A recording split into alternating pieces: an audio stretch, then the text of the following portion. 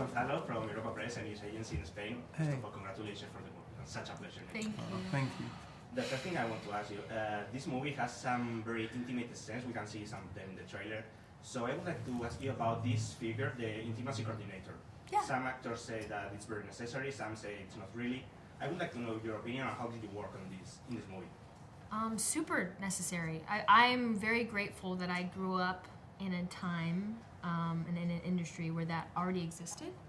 It didn't, apparently before Euphoria, it wasn't quite normal. So I'm very grateful for it. I know it's been very helpful for a number of people that I've worked with. And, you know, it's important to make sure that people feel safe in order to do their best work. Because if you don't feel comfortable, then like you're really not able to feel free to do the work. So yeah, it's super important. I guess the other key element is that the chemistry between you guys. So Yeah. I would like to know how did it came, you know, was it easy? Did you have to work outside the set, or how was it? Yeah, we all just spent hours making out with each other in grocery stores. As you do. No, we had a rehearsal period of 6 weeks with each other where we learned how to play tennis, we worked out together, and then we rehearsed with Luca and Justin, the playwright. And so we had a whole chunk of time of just getting to know each other. And then on top of that, talking about those scenes with each other in terms of being like, what do you actually feel comfortable with here? And I'm so grateful that we had that time and we're able to just be candid, genuinely candid about what we were comfortable with, which made all of us just feel like, all right, we're good. We're all on the same page. We can do our job. And that's because that's what it's a job. That's it. I guess it's creating a safer space, actually. Exactly. Yeah. In this movie, actually, there isn't any sex shown because all the action are the tennis matches. So how does this relation between sex or desire and the sport, how does it work in this movie exactly? Well, I mean, I think not only is it the tennis, I also think Justin's writing has that, you know, even just the dialogue feels like racy and feels like back and forth. And so I think from the very start, when we all read the script, it was apparent that, like, you know, that the sex, the kind of the relationships between them, the toxicity between them, all plays out in the scenes, but also on the tennis court. I think it's also it's really nice. Like Luca's kind of created this thing with Justin where it feels like you're enticed the whole way through. Actually, last week or whenever it was, when we were in Australia, and someone came in and was like, and understandably was like, so how are the sex scenes? And Z rightly said, it's like, there actually aren't any. And I think that's I'm actually that's an surprised amazing, that you it's an didn't say that, amazing yeah. thing that people feel like they're getting that, but really it's just a sort of, It's just tennis. it's just, yeah, here we go again. It's just tennis.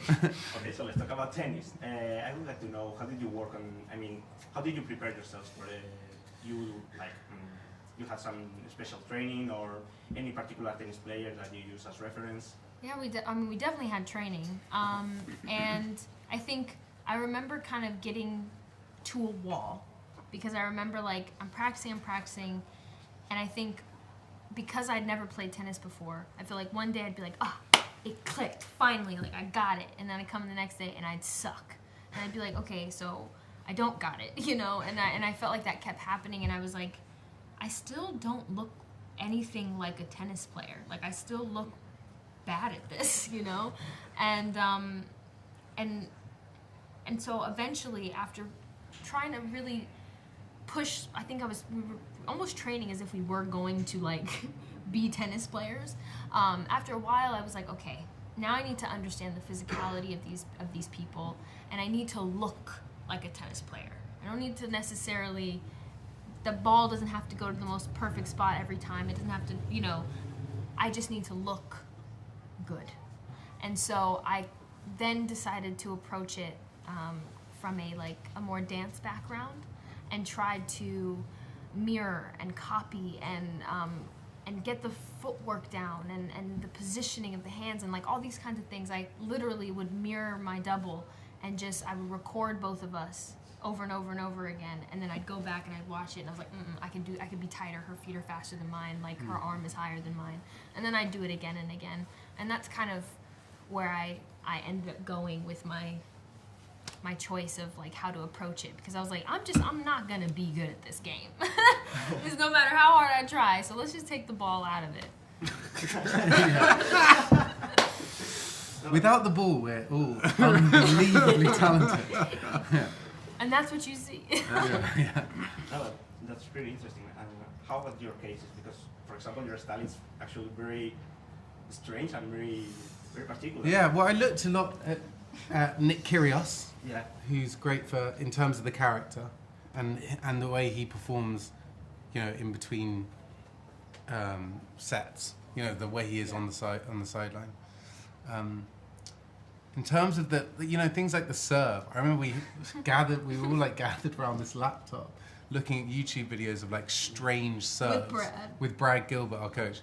And Brad was like, look how crazy this serve is. And we were all like, it looks like a normal serve. And it's like, the thing is, if you're a tennis guy, then like the details are very slight. Yeah. So we did have to slightly invent, didn't we? Because otherwise, to us, it's like all the same. Yeah. That's actually great. I have to wrap up, but guys, it's been such a pleasure. Congratulations.